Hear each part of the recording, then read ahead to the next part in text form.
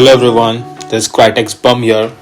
So Galaxy Note 10 Plus in 2021 or early 2022. How does it still hold up?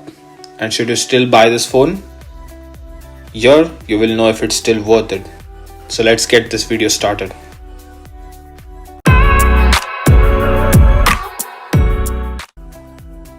Now let's get started with the hardware of this phone. The form factor of this phone has really held up, and you can see there are no scratches anywhere in the frame. And even the S Pen is in great condition. But the power button is a bit loose after all these years. Now I take a real good care of my phone and I use the phone with the case all the time. Also have the screen protector applied on the screen, and it has Gorilla Glass 6 on front as well as the back, and it feels great. All of the Galaxy Notes from the past have always squared off design, and so it feels more like a business phone, and while writing with the S Pen feels like a mini notebook in the hand. This is one of the best design in any phone, but this is really a huge phone to hold, and people with small hands might struggle to use it.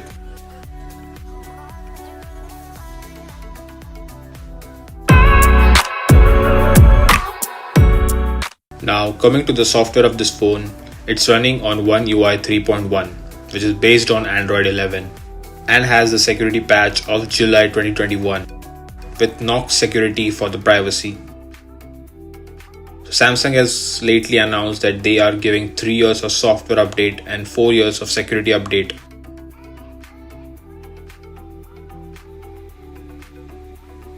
Which means it's going to last till 2023. And given the hardware, this is a really good deal.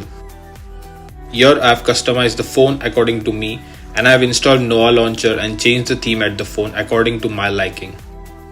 Despite the phone being 2 years old, heavy customization and installing a lot of apps on here still feels fluid to use, and there aren't any major lags and frame drops in the UI. And apps still take little to no time to open, and I like using the menu for launching different apps, which is really handy, and there are many more features in One UI like routines where you can use the automation. Now this phone has a 6.8-inch dynamic AMOLED 1440p display which has HDR10 Plus support, and it's an amazing display. Photos and videos look really amazing on it. Now this display caps out at 60Hz and not 120 found on the latest phones, but it's just a great display as it's one of the best displays Samsung has ever made, and I don't really miss out on the 120Hz that was on the previous ROG Phone 2 and even the iPad Pro.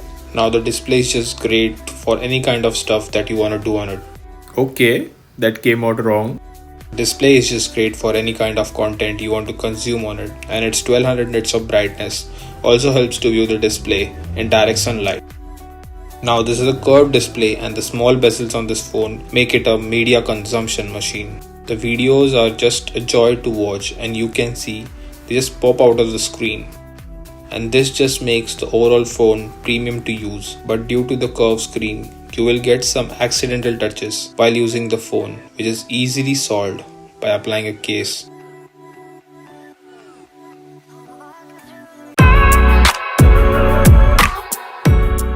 Now the phone has face unlock and under display fingerprint sensor for a biometric unlock.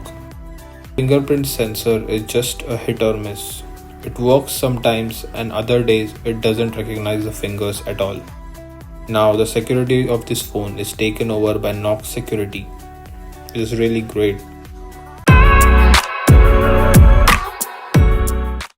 Coming to the specifications and performance of this phone, this has Exynos 9825 processor in it, and this is a Samsung custom made processor. This is based on 7nm process and is capable enough to handle the latest software and high-end games at the highest settings.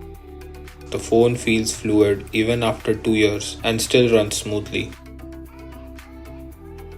Now I usually don't do calling and messaging on this phone, but everything else the UI just feels responsive, even for the 1440p screen as it has to render more pixels. This also has 12GB of RAM and 256GB of internal storage, which is expandable up to 2TB, which is just insane. Here even the old apps are remained in the memory, and I don't usually like closing the old apps Also, I like to stick to the navigation button instead of the gesture.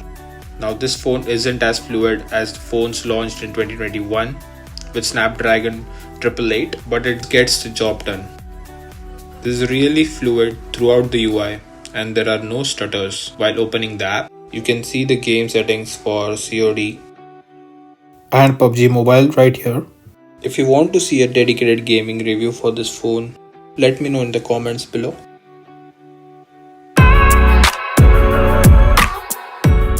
This phone has 3 cameras at the back, one time of flight sensor and a flash.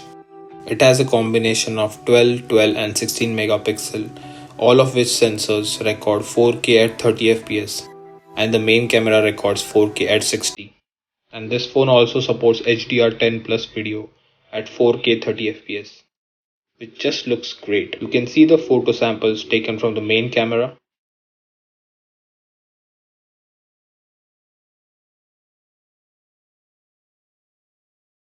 The ultra wide is 16 megapixel and it takes really sharp and HDR photos, which looks really good. Now comparing the shots taken from the iPhone 11 Pro Max, you can judge them side by side.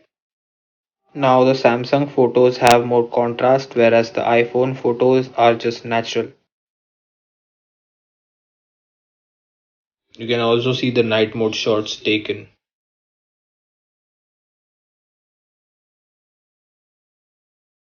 And the video sample here takes really good videos, but it's just a bit contrasty. The HDR10 videos also look great, and the iPhone 11 Pro Max review was also shot using this mode.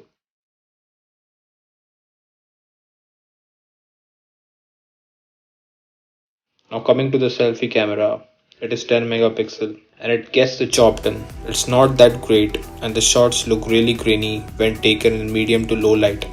The night mode fixes some of that but not getting any good. Now the battery health on this phone has degraded to 88%, which comes around 3790 as you can see.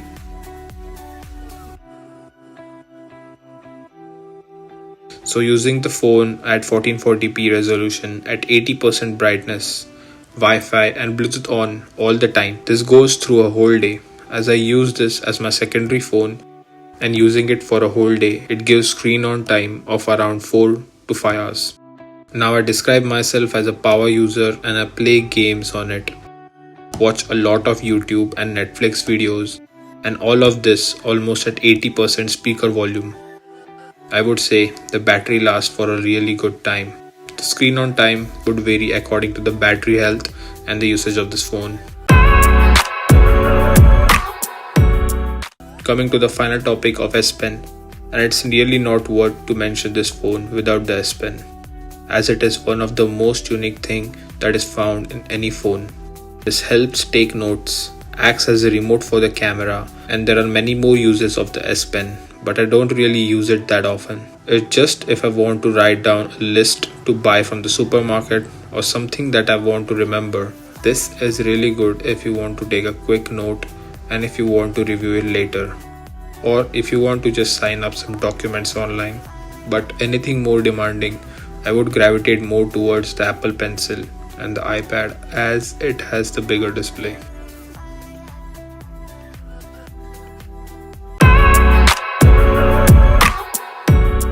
Coming to the conclusion, if you want to buy this phone in late 2021 or early 2022, now this phone isn't perfect as it doesn't have a headphone jack, the touch issues on the curved screen and the bad fingerprint sensor.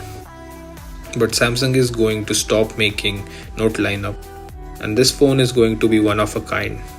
This is also the phone recommended by many other YouTubers. And considering it converts all the best aspects that matter the most in a phone, I would recommend this phone as well. And here I would like to stop the review. Let me know if you're still rocking the flagship or a mid-range phone from years ago. Don't forget to like and subscribe. Thanks for watching and see you in the next video. Peace out.